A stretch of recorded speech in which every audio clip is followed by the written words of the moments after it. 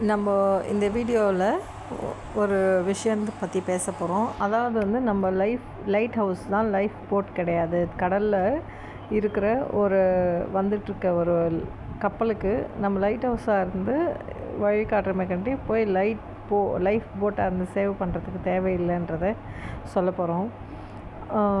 எம்பேத்தாக இருக்கவங்க பார்த்துருப்பாங்க, யாராவது கஷ்டப்பட்டால் அதை தீர்த்துடணுன்ற மாதிரி நினச்சிக்குவாங்க. அவங்க கஷ்டம், அவங்க சந்தோஷன்றது இருக்குது. அது மூலயமா தான் ஒருத்தர் லேர்ன் பண்ணுறோம். தனக்கு வர ப்ராப்ளங்களை எப்படி சால்வ் பண்ணுறாங்கன்றது தான் அவங்க கான்ஷியஸ் எக்ஸ்பென்ஷன் பண்ணிக்கிறதுக்காக அவங்களே உருவாக்கிக்கிறது. அவங்களோட கவனிக்கும் தன்மை வளர்றது, முன்னேறணுன்றதும் மகிழ்ச்சின்றதும் துன்பன்றதும் ரெண்டுமே அப்படி தான். ரெண்டுமே அவங்க கான்ஷியஸ் எக்ஸ்பேன்ஷன் ஆகிறதுக்கு வழிவகுக்கிறது. துன்பம் ஏற்படும் போது அதை களையிறதுக்கு எடுக்கிற முயற்சி அவங்கள மகிழ்ச்சி கூட்டிகிட்டு போகுது. மகிழ்ச்சி ஏற்படுறப்போ, தொடர்ந்து மகிழ்ச்சியாக இருக்கிறப்போ, சற்றே ஒரு கவனக்குறைவு இருக்கிறப்போ, அந்த மகிழ்ச்சியிலேருந்து டீவியேட் ஆகிறப்போ மறுபடியும் அவங்க அந்த தொடர்ந்து மகிழ்ச்சியை தக்க வச்சுக்கிறதுக்காக எடுக்கிற முயற்சி இன்னும் அவங்கள உயரத்துக்கு கொண்டு போகுதுன்றது.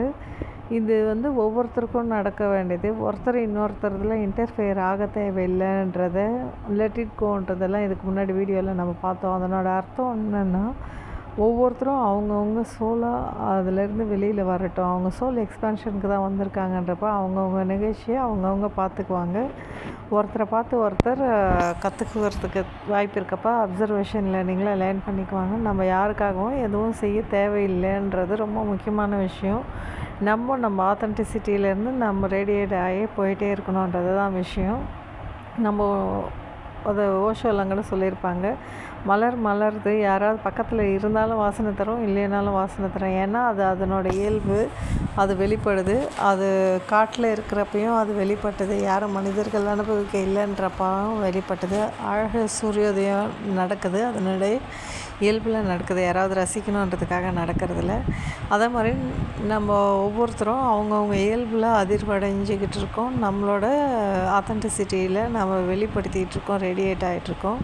இதில் பயன்பெறாதது அடுத்தவங்களோட தேவையை பொறுத்தது, அவங்கவுங்க நேரத்தை டிவைன் டைமிங்கை பொறுத்ததுன்றதை புரிஞ்சுட்டு யாரையும் எந்த வற்புறுத்தலுக்கும் உட்படுத்தாமல், நம்மளும் யாரோட வற்புறுத்தலுக்கும் உட்படாமல் நம்ம ஆத்தென்டிசிட்டியோட நம்ம விரிஞ்சிட்டே போகணுன்றதை நம்ம புரிஞ்சுக்கிறப்போ அவங்க வலிகளும் அவங்க சந்தோஷங்களும் அவங்கள விரிவடை வைக்கும், அவங்க ஆத்தென்டிசிட்டியை விரிவடைய வைக்கும், அவங்க கான்ஷியஸ்னஸை விரிவடைய வைக்கும்ன்றதை புரிஞ்சுக்கிறப்போ லெட் இட் கோன்றது நம்மளை எங்கே கொண்டு போய் விடுதுன்னு நமக்கு புரியுது. அதுவும் நம்மளை விடுதுன்னு நமக்கு புரிஞ்சுக்கலாம்.